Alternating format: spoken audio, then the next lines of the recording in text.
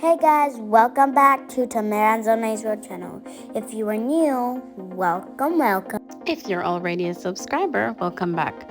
So over time, after using your kettle, it will more than likely look like this. This particular one is as a result of chlorine buildup, but hard water can also cause your kettle to look like this. But not to worry, if it does, there's a solution. So here's what we're going to do. You're going to pour vinegar. Yep, that's what it looks like.